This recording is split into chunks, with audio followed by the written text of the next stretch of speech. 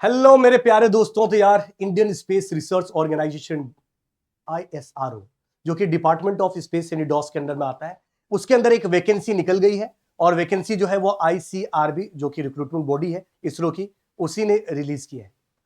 Sir ये किसके through, क्या इसका अलग से रिटर्न पेपर होने वाला है? तो आपको जैसे कि पता है कि पहले इसका रिटर्न पेपर होता था, बट इस बार रिटर्न नहीं, गेट के थ्रू ही इसरो रिक्रूट करने वाली है। तो गेट की वैल्यू और बढ़ जाती है दोस्तों जब इसरो जैसी ऑर्गेनाइजेशन, बार्क जैसी ऑर्गेनाइजेशन जब गेट के स्कोर के बेसिस पे रिक्रूट करने वाले हैं। एक और खास बात बता दूं कि 2024 और 2025 इन दोनों में जो क्वालिफाई हुए उन दोनों ही बच्चों को इन्होंने इन्वाइट किया है। अब सबसे बड़ा क्वेश्चन कि सर क्या फाइनल ईयर ये वाले स्टूडेंट एलिजिबल है? बिल्कुल दोस्तों, बट अगर आपकी फाइनल ज्वाइनिंग तक अगर आपकी डिग्री आ जाती है तो आप इसके अंदर एलिजिबल हो। अब मैं बात करता हूं टोटल प्रोसेस के अंदर, बात करता हूं क्या क्या वैकेंसी निकली। तो ये दिखाई दे रहा होगा नोटिस है, और यहां पर मैं इसके डिटेल नोटिफिकेशन जो बाइलिंगुअल उसको मैं ओपन कर देता हूं। ये जब मैंने ओपन किया दोस्तों तो ये दिखाई दे रहा होगा अंतरिक्ष विभाग, भारतीय सरकार, department of space, government of India, Indian space research organisation में। सर कौन कौन सी ब्रांच में है? तो अभी 3 ब्रांचेस के अंदर आई दोस्तों, इलेक्ट्रॉनिक्स के अंदर, मैकेनिकल के अंदर और कंप्यूटर साइंस ब्रांच के अंदर। हाउएवर ये वैकेंसी पिछले साल भी ऐसा ही हुआ था, 3 ब्रांच में आया था और बाद में एक्सटेंड करके दूसरे ब्रांच के लिए भी किया गया था। इस बार भी इस तरीके की चीजें हमें देखने को मिल सकती है दोस्तों।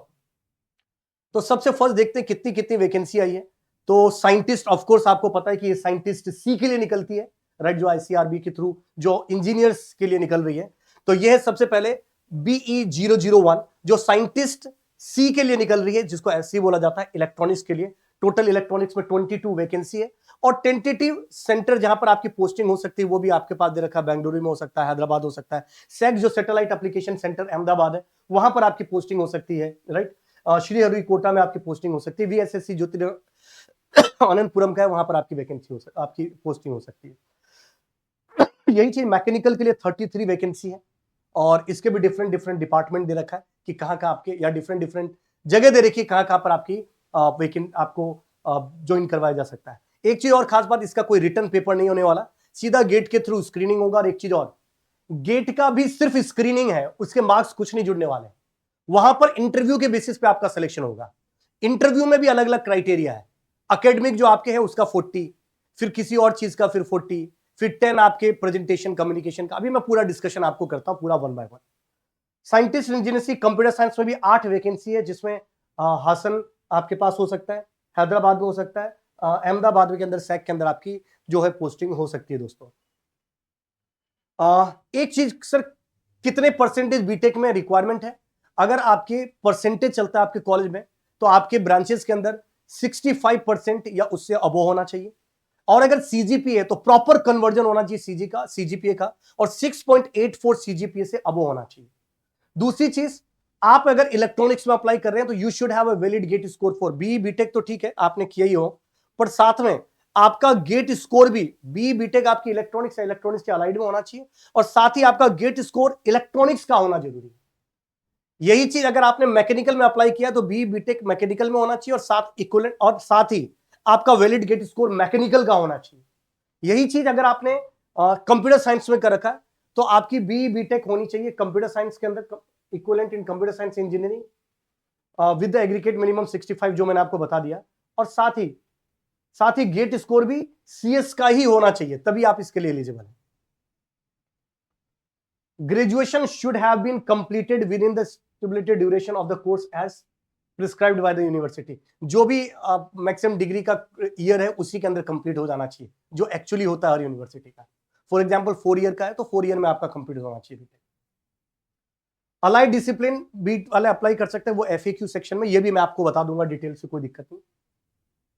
एक और चीज, where a university mention both CGPA and percentage of marks of the degree certificate marks sheet, then at least one criteria either CGPA percentage should be meet the dose. At least अगर दोनों ही है तो एटलीस्ट एक criteria आपका meet करना चाहिए percentage का।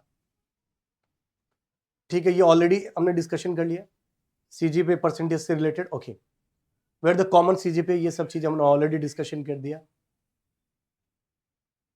एक चीज और, where a university does not prescribe any CGPA or percentage in dual integrated degree certificate, the cumulative CGPA percentage as per final consolidated mark sheet as applicable in the entire course study will be record and decoding deciding for the eligibility. ठीक है, ये भी हर जगह का generally ऐसे ही होता है। आयु सीमा एक सबसे एज लिमिट की अगर बात करोगे तो दोस्तों 28 साल रखा गया है। 19/5/2025 तक आपकी जो एज लिमिट है वो 28 होनी चाहिए। हालांकि पहले इसका एज लिमिट 35 ईयर्स था, अब इसमें 28 कर दिया गया है। गेट स्कोर 2024 और 2025 दोनों ही स्टूडेंट एलिजिबल है इसको फॉर्म फिल करने के लिए। और अगर सेम रैंक पे आता है, एक चीज और, गेट स्कोर के बेसिस पे सिलेक्शन होगा, ना कि गेट मार्क्स और गेट रैंक के बेसिस पे। तो जब भी कभी आप फॉर्म फिल करें उसके अंदर गेट स्कोर को बहुत ही सही तरीके से आपको फिल करना है। तीन ही चीजें फॉर्म फिल करते टाइम आपसे मांगा जाएगा, एक गेट स्कोर, एक आपका फोटोग्राफ और एक सिग्नेचर। ये तीन चीजें आपको फिल करनी होगी, राइट।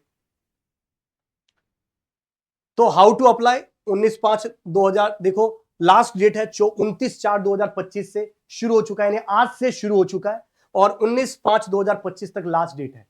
तो इसके बीच में आप फिल कर सकते हो, ऑनलाइन ही जाके आपको करना होगा। अगर कोई ऑलरेडी गवर्नमेंट जॉब में है तो उसको नॉन ऑब्जेक्शन सर्टिफिकेट भी सबमिट कराने की जरूरत होगी।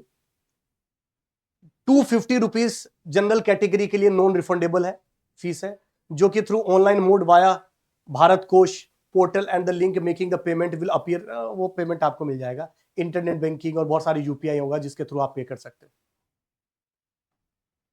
ओके, यहां पर एक चीज और मेंशन है, ठीक है, पेमेंट लेट ये सब तो आपको करना ही नहीं है। अगर आप फॉर्म फिल करें तो सही समय पे आपको फॉर्म फिल करना है। ये पेमेंट से रिलेटेड है। Women's SC ST category are exempted, जो जनरली हर जगह का रूल है वही चीज चल रहा है, कोई स्पेशल नहीं है रूल यहां पर। No document except photograph signature and right gate score is basically required. चयन का देखो, सिलेक्शन का प्रोसेस क्या है, ये सबसे इंपॉर्टेंट है। Qualified is right, the qualification prescribe the minimum requirement के बेसिस पे, और आपने जो फॉर्म फिल किया गेट स्कोर के बेसिस पे आप 1:7 पर बुलाया जाएगा, यानी हर एक पोस्ट के लिए 7 कैंडिडेट को बुलाया जाएगा। ठीक है साहब, ये बुला लिया उन्होंने।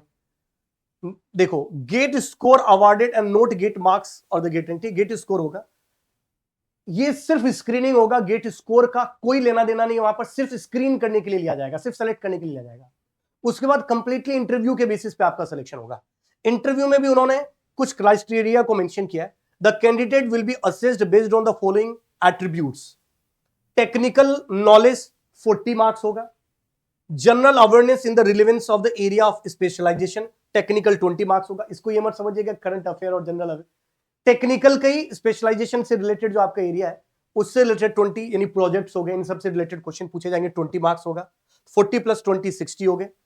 प्रेजेंटेशन और कम्युनिकेशन का 20 मार्क्स होगा, राइट, ठीक है, 20 मार्क्स होगा। उसके बाद कंप्रहेंशन का 10 मार्क्स होगा, और एकेडमिक अचीवमेंट का 10 मार्क्स होगा। टोटल 100 मार्क्स में से चीजें की जाएगी। और अगर आप जनरल कैटेगरी में हैं तो 60% से अबो मार्क्स अगर आपके आते हैं 100 में से, तो ही आप एलिजिबल होंगे या आप सेलेक्ट होंगे। मान लीजिए एक पोस्ट के लिए 7 लोगों को बुलाया गया, और 7 के 7 बच्चे अगर जनरल हैं और उनके 60% से नीचे आता है तो एक को भी सेलेक्ट नहीं किया जाएगा, सेकंड लिस्ट जारी की जाएगी इंटरव्यू के लिए। तो पिछली बार कोविड के टाइम में ऐसा ही हुआ था, जो इंटरव्यू के क्राइटेरिया के लिए जो चाहिए थे वो मीट ही नहीं किया था, तो सेकंड टाइम फिर से उन्होंने रिलीज किया था, राइट। तो 60% अबो चाहिए रिटर्न के अंदर, और अगर आप कैटेगरीज के अंदर आते हैं तो 50% से अबो होना चाहिए। पे स्केल आपको पता ही है कि बेसिक पे जो है वो 56,100 है, जो जनरली हर जगह का होता है। तो ये काफी आपको बता दिया गया दोस्तों, और पोस्ट की टेम्परेरी, ये सारी चीजें ऑलरेडी आपको बता दिया गया है इन सब चीजों के लिए।